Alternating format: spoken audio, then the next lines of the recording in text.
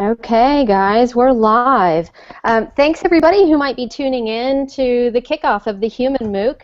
I'm Whitney Kilgore, and I'm joined by Kathy Barnes, Dave Hallman, and Robin Bartoletti, Dr. Robin Bartoletti. And everybody's here today to talk about what we learned in the Human Element 2013. And Robin's going to give you a little bit of a teaser about what to expect in this year's Human MOOC. So we'll start with some introductions. I'm Whitney Kilgore, and a PhD student in learning technologies here at the University of North Texas, and really excited to be rerunning the Human Element, also known as Humanizing Online Instruction, this year with a team of wayfinders, Dr. Robin Bartoletti, Dave Hallman, and Maha El Frey. Maha is running our back channel on Twitter tonight, so if you're following along, you might want to use #HumanMOOC on Twitter, and she'll be there helping you through the Twitter chat that's running as a back channel tonight. Let's start with Kathy Barnes, and Kathy, if you would introduce yourself to everybody real quickly, and then we'll pass it over to Dave. Well, hi, I'm Kathy Barnes. I'm a graduate student at the University of Cincinnati pursuing my master's in online education administration, and I took the Human MOOC during one of my academic semesters. Great. We're glad you're here with us tonight, Kathy. And Dave, if you'll tell us a little bit about yourself. Hi, my name is Dave Hallman, and I'm a senior learning technologist at the Federal Reserve Bank of St. Louis. But I also teach online. I've taught online for the last, going on almost 5 years. I teach web design courses and graphic design courses at 2 different universities online. And I took the Human MOOC last year and really enjoyed it. It gave me a lot of new ways to kind of add that human element to the courses that I teach. Fantastic. And Dr. Bartoletti. Hi everybody, my name is Robin Bartoletti, and I am an instructional designer for the University of North Texas Health Science Center.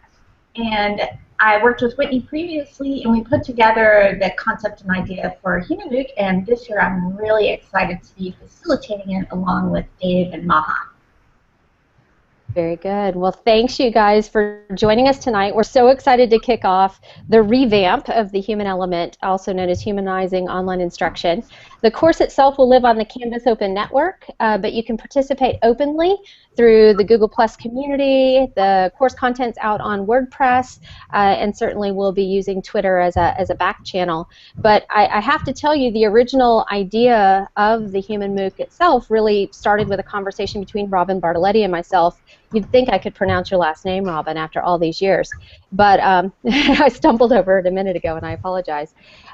We really thought about the fact that as MOOCs were coming on the scene, that there was this disconnect between what people really needed, which was mentorship and coaching and support from an instructor, and everything became very automated.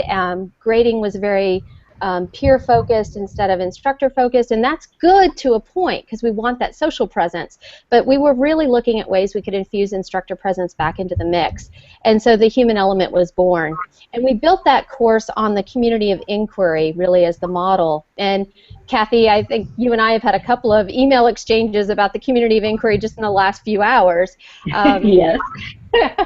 And so certainly the notion of instructor presence, social presence, and cognitive presence we know are really elemental to online education, much less face-to-face education. And so that's really kind of the backbone of the course. But this year, we also tied it back to the Penn State pedagogical competencies for online teaching, and also aligned all of the learning activities so that we could then make it more of a competency-based approach to the badges, so that as folks were earning each of the badges, we know that they've actually achieved those competencies. As we're looking at the world of online education, kind of making that move into competency-based education. So without saying too much more about the future MOOC, the Human Element Part 2, let me pass it around for maybe Kathy to start off with what she learned in 2013, fall of 2013, when we ran the last MOOC, and maybe how it impacted her life as both an educator and a learner. Well, Whitney, right. When I joined the Human MOOC, I had actually found out about it through a webinar with Michelle Bukansky-Brock, and got so excited because I was in the middle of a semester with an online educator who had just about disappeared. And the students, the fellow students, were all trying to hang in there together, hanging by straws, trying to make sure we were doing the things we were supposed to do, and kind of finding our way through. We had about 5 weeks left in the course, and we were hanging by a thread. And so when I joined the MOOC, I was like, I really need to know all of this stuff, because if I'm going to be involved in future online education in terms of administration, I need to understand what instructors are supposed to be doing, and also kind of help me get out of this course alive that I was already in. So it really did open my eyes as to the differences that I've had in my instructors through the course of my program. Yeah. And you shared that story with me previously, and I shared it with some colleagues at the ET4 online conference last year, and I think they were really awestruck by the fact that you got more attention and connection with colleagues in a MOOC than you did in a traditional online course. I think that was kind of the compelling message or takeaway from that sharing. Well, absolutely, and the one thing that I'm doing my master's project right now this semester, and that was why we had our conversation earlier today. But one of the things that has rung true with me throughout my research is that unless an online instructor experiences this presence theory firsthand, they'll never quite understand it the way a student does. Yeah. And I've often said that you learn more about teaching online by being a student online. Would you say that's true? Oh, absolutely. Absolutely. Yeah. Yeah. Well, thanks, Kathy. It's good to hear that. And someone else who was going to join us tonight, I want to say for those who might be watching, Steve Klein was going to be joining us this evening, and he had a family situation come up and he's unable to join us. But I know in speaking with Kathy earlier, she mentioned how prolific Steve was in the previous course. And so before we turn to Dave, Kathy, anything you want to say about how fantastic Steve was?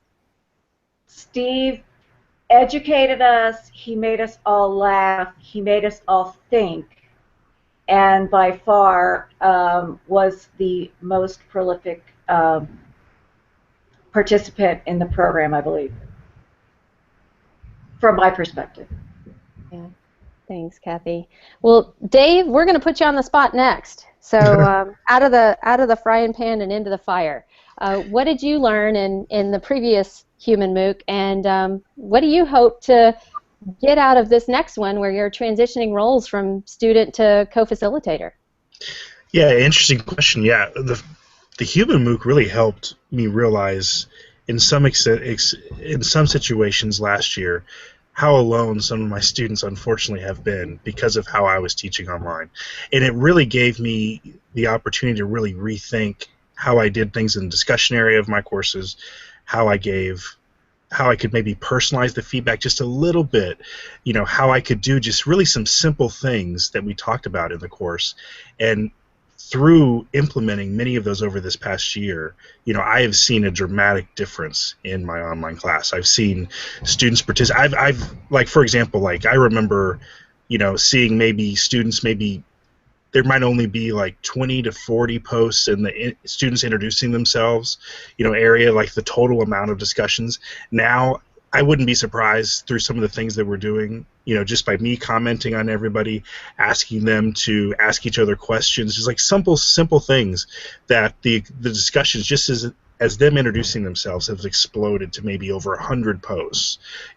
Simple little things like that have really kind of cultivated that, community of all of us in there learning together. We're not just going in, getting what we need, learning alone, and leaving. We're actually in there all together trying to, granted my classes are web design classes, so believe me, the students are not coming expecting to talk to each other.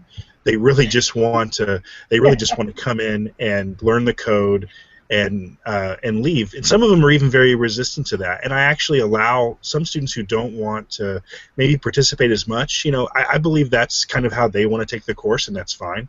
But there's many, many, many students that actually really do want to come in there and talk with each other, review each other's websites, and actually feel like they're in a classroom.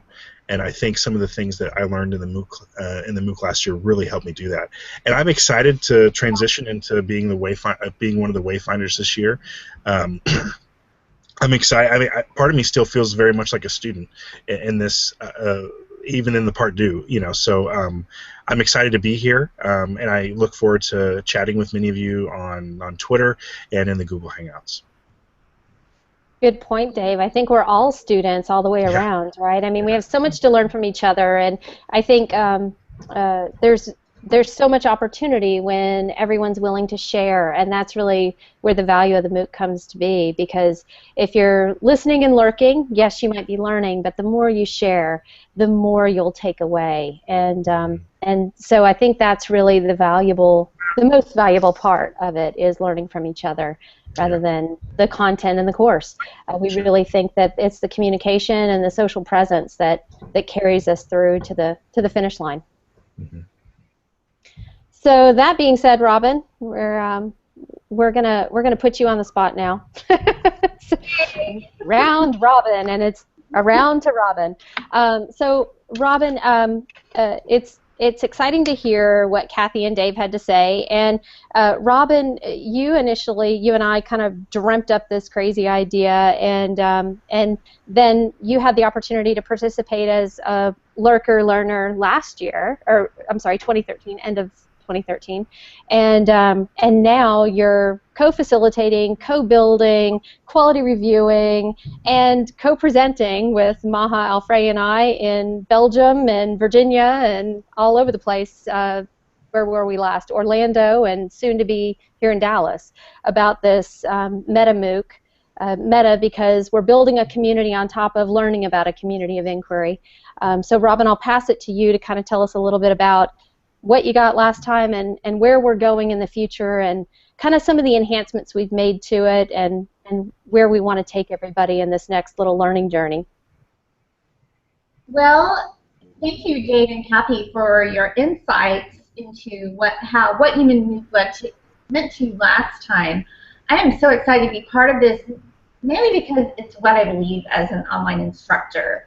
I've been in classes similar to the ones that Kathy mentioned, where the instructor was not there at all, and experienced that frustration as a student. And so when I started teaching online, I was lucky enough to have learned that lesson from the very beginning, from the very first course. And it's amazing what a difference it makes in the quality of courses when you have the instructor presence, the social presence, as well as the cognitive presence.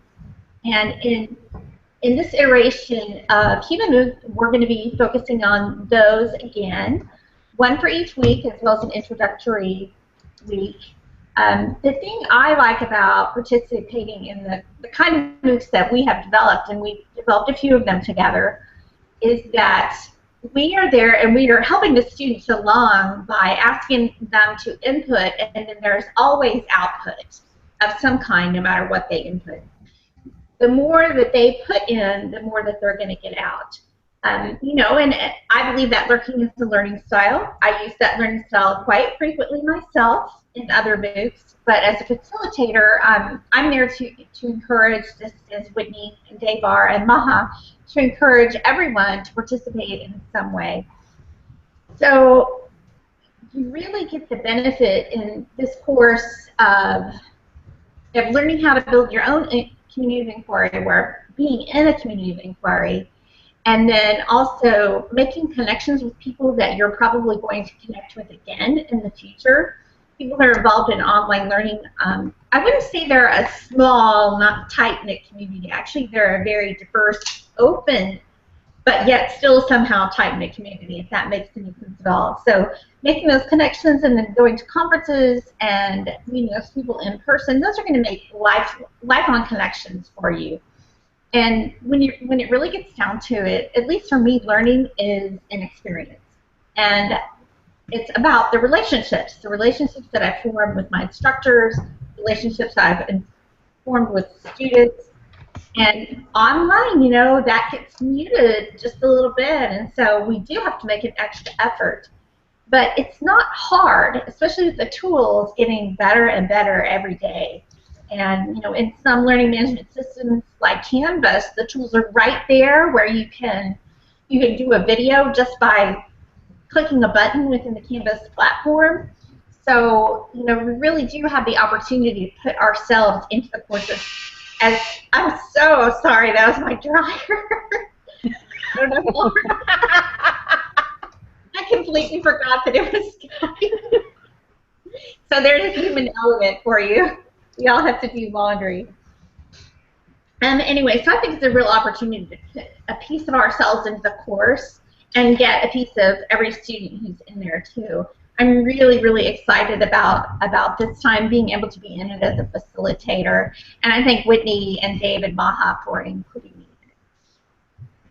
Well, we're so excited to have you doing this with us this time, Robin. It's a great opportunity to work with you again. And Robin alluded to the fact that we've actually done this a number of times. I will out her on the fact that since 2012, when we first decided we were going to make MOOCs and we were going to make them 4 weeks long, and we were going to call them micro MOOCs, not like a jumbo shrimp, but small and compact and discrete information, because we are all busy. And we always conceived, or at least Robin and I in our conversations, we always thought of them as professional development opportunities for educators, whether they were higher ed or K-12. We wanted to bring ideas to educators that would help them go to the next level. And so some of the MOOCs that Robin and I have worked on in the past are eTop 12, which was in 2012, Emerging Technology and Online Pedagogy, Lower 12, which was Learning Online Educational Resources, Game Elements for Learning, Instructional Design for Mobile Learning, which we're rerunning this summer. So excited to get to do that with Robin and with Dr. Rob Power, who is very well known in the mobile learning community. But we are just kind of big fans of the idea of MOOCs really being cross-institutional collaboration, professional development, and just open sharing. Like Robin said, it's somehow a tight-knit community, even though we're all very open and collaborative. So thanks everybody so much for sharing. I want to make sure that I mention that tomorrow night we're joined by Joyce Setchinger, and Robin and I are going to talk to her about how we kind of flipped the design this time and really took a look at the alignment that I mentioned earlier and made sure that we were building those badges in a competency-based format that was really kind of a badges first design. And that was unique and an interesting opportunity to kind of re-look at everything that we did before and put a new lens on it. So we'll walk through that tomorrow night. Robin, do you have the lineup in front of you? Did you want to run through some of the other guest speakers that are going to be involved in the Human MOOC before we wrap up this evening? I don't have it in front of me, but I'll try. I know we have Dr. Chuck Severance coming, and then we also have Dr. Rena Payloff coming, and let's see, what else do we have on here? We've got Phil Ice talking about the community of inquiry. Maha Bali and Peggy Semmingson are going to debate the synchronous versus asynchronous. That'll be kind of fun. Yeah, that will be very interesting. Yeah, and then we wrap up the whole thing. In week 3, we'll kick off with Jim Groom talking about triggering events. And then, Robin, you're really going to lead week 3, and Dave, you're going to lead week 2. So maybe I'll tell a teaser about week 1, and then Dave, you can talk about week 2, and Robin, you can talk about week 3. How's that sound? Sure. Perfect. Okay, so in week 1 we're going to focus on instructor presence, and that's really thinking about how we can create authentic instructor videos, and that's where Dr. Severance is going to help us by sharing a little bit about how he created his videos for his MOOC on Coursera.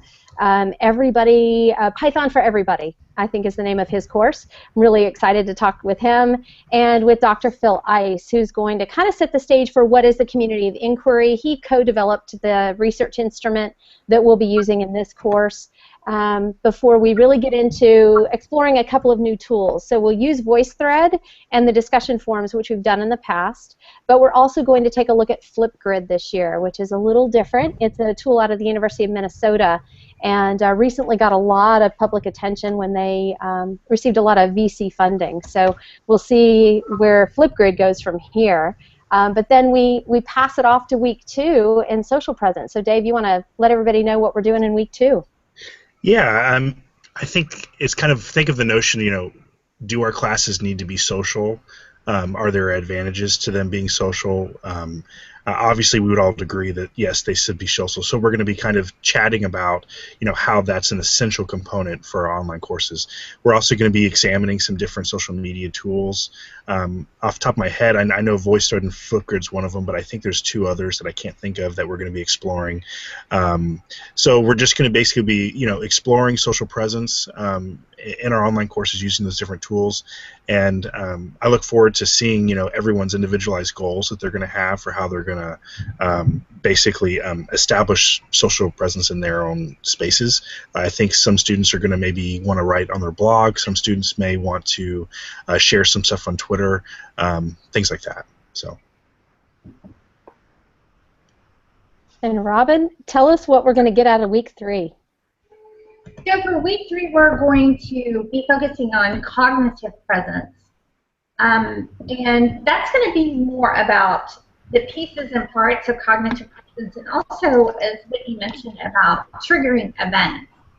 And triggering events to me are a really interesting concept. Those are those events that are highly important to you as a learner, that cause you to do something or learn something. And then also bringing into that, we're going to think about how things that go viral online, like the blue and black and gold and white dress ever that went viral, things like that, how we can utilize that kind of event in our online courses. And then I believe we have a recording from last year with Dr. Patrick Lowenthal, where he talks a little bit about cognitive presence.